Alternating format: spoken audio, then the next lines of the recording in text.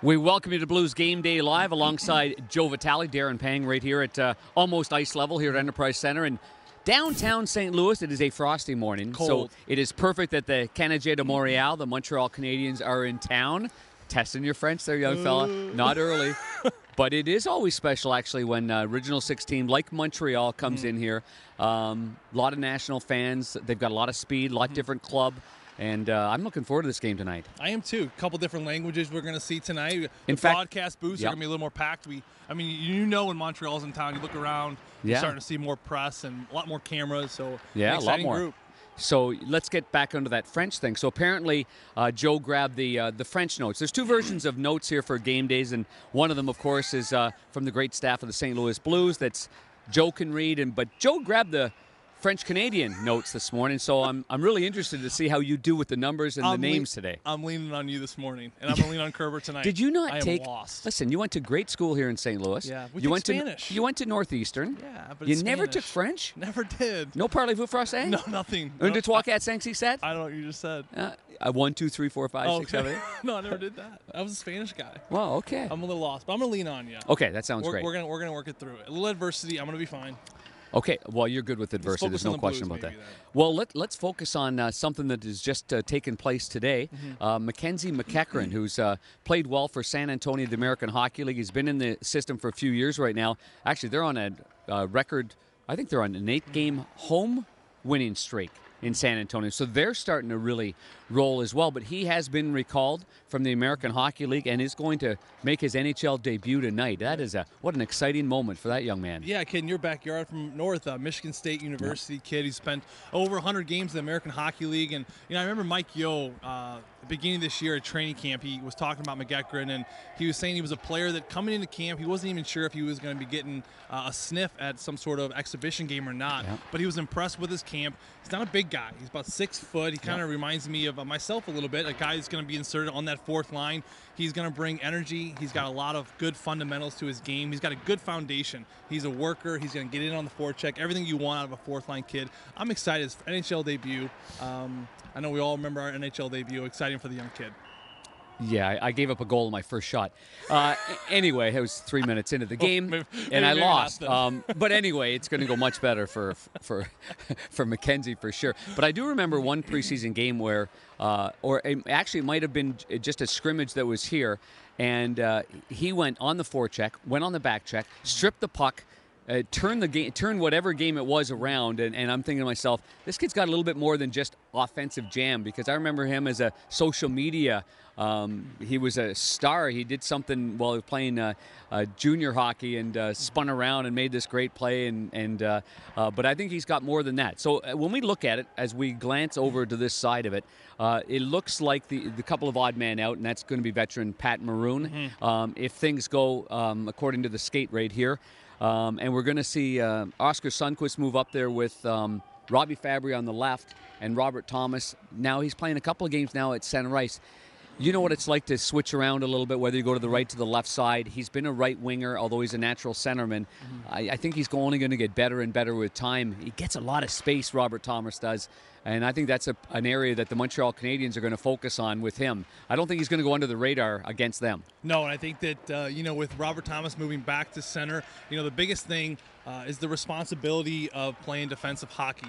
When you're a winger, you're up at the top of the blue line, you're guarding your defenseman, you can kind of take a little bit of a breather. It's not as crucial to be good down low. Robert Thomas now back at the center position. I thought he did a terrific job versus Dallas. And the one thing I really noticed in that Dallas game was there was one time he's just flying through the neutral zone. I asked him about it later. I'm like, man, you were buzzing. And he said, when you're at center position, you have the opportunity in the defensive zone to wind it up a little bit, get those feet crossing over, start building some speed. And I think we're starting to see that come out in his game. Well, another guy that's starting to show a little bit more, too, as he gets a little more ice time playing with some good players, is Zach Sanford. And that line certainly, David Prawn scoring a big goal in the last game on the backhander. They've got point streaks going like you read about. Great chemistry between Ryan O'Reilly and David Prawn. And I think Zach Sanford complements them pretty well. I do too. I think he's a big body. I think he holds on to the pucks surprisingly very well. And before he got sent down earlier this year, he was dealing with some turnover issues. Yes, he was. There was a game there. I think he had about 3 turnovers. There was 2 in a row. Zone, and it was a lot. And then there was the fight in practice. It was a bad week for him. It was a tough week. But that's adversity. Adversity. He's handled that adversity. Now he's come up. He's a stronger person for it. He went down to San Antonio and started playing better. He came up here. I think the turnovers have been cleaned up exceptionally for him. I think he's taking care of the puck. I think he's holding on to the puck. And if you're playing with O'Reilly and Baron, you better pick up the pace. You don't want to be one and done. Oh, no. You don't want to be one and done. Those two hold on to it. Wait for it as long as you can. And put it into an area because they'll find that area, which that's what I like watching them. And when you're at home and you're watching on the TV side on Fox Sports Midwest or listening on the radio side on KMOX, that 50,000 watt blowtorch, you can hear that station anywhere. But that's one aspect of the game that when you're humming, you're putting pucks into areas. Wait for as long as you can. Someone's going to find it.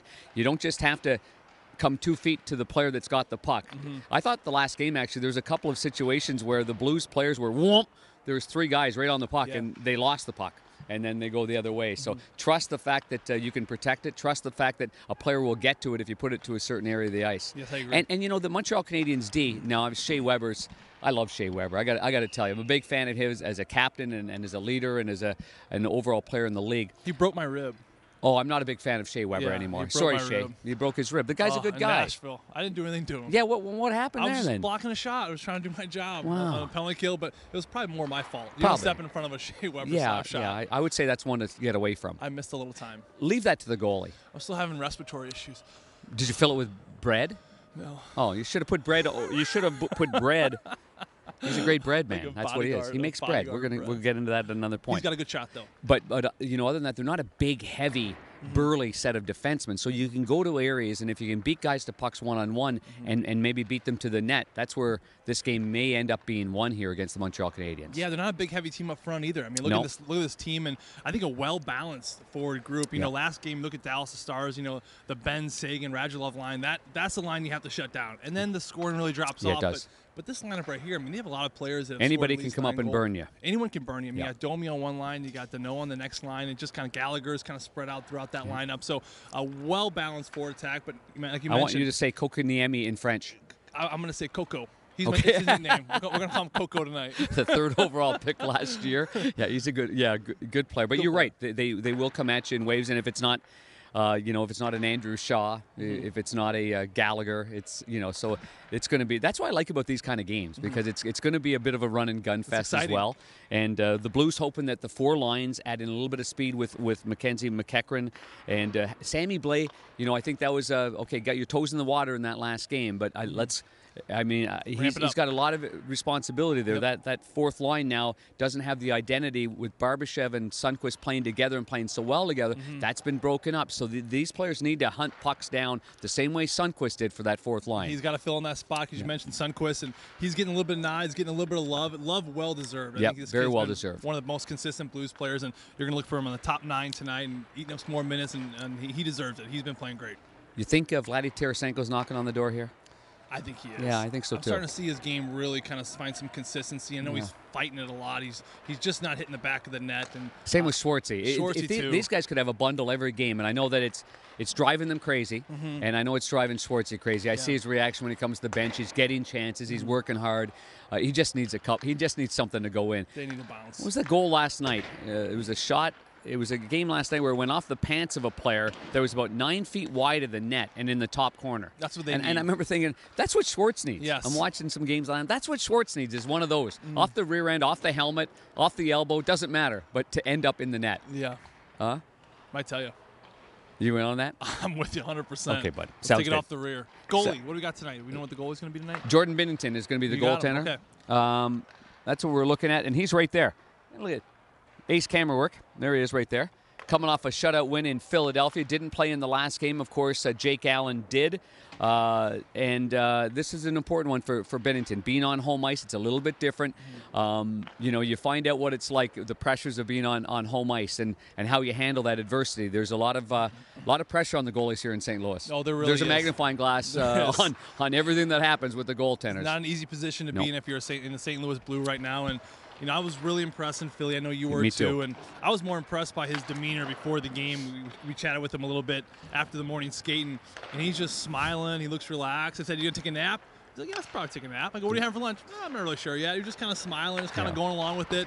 For a player who's never had a start leading up to that Philly game, I was very taken back by how relaxed he was, and I think that demeanor really carried over into the game. He looked under control. He looked calm, and you know more about the goalie position than me, Panger, but he really stood in a position to keep his team to win that game. Well, after being a pro for 5 years, everything's come your way. And even though it hasn't happened at the NHL level, it's happened in every level. It's happened in the East Coast League playing 40 games. It's happened over 165 games in the American Hockey League. But it was during the afternoon I got a text from him. And he just said, "Is this still your number?" And I gave it the old, "Yes, it is. Who's this?" And it's Benny. Listen, I just want to make sure we were talking about you mentioning my father who's coming to the game, John, and my stepmom. But can you please mention that my mom Lindsay is back in Ontario watching, Oh, awesome. and so as soon as the game ended, she sends a text right away. She watched the game and she was ever so thankful. But my point being the composure that he had before to think about so many things. Things are happening all over the place. I want to make sure that he mentions my mom that's back there. I thought that was fantastic. That's awesome. What a great little story. It's good demeanor, good stuff. There's going to be a good hockey game tonight. It's the St. Louis Blues and it's the Canadien de Montreal, the Montreal Canadiens.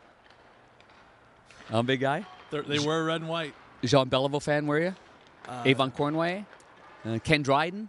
I like a poutine. How about Guy Lafleur? Poutine? That's French fries and gravy. I'm talking about players for the Montreal Canadiens and their great history. They got 24 Stanley Cups. Oh, sure. Larry 24. Robinson. Larry Robinson. We just had him here. I like Larry. It's a good American name. Larry Kirk Robinson. Muller's their assistant coach, and he was the captain of the Canadiens the last time they won the Stanley Cup in 1993. Don't test me. Don't embarrass me like this. Don't do that. You're killing me right now. I was a big Habs fan growing up. I was. I can see that. Okay, so this is going to be a good game. So listen to it on KMOX with Chris Kerber and, of course, the great Joe Vitale. That was a fun thing we did last night anyway. That was good times. And John Kelly, he's over there in the stands. He's focusing. He's getting all the notes down right now. He and I have got the game at 7 o'clock on Fox Sports Midwest, and the great Bernie Federico and Scott Warman with the pregame show at 6:30. Enjoy your very cold afternoon. Stay warm. Wear a toque. That's French, by the way. This covers your head. And we'll see you tonight. Have a great day, everybody.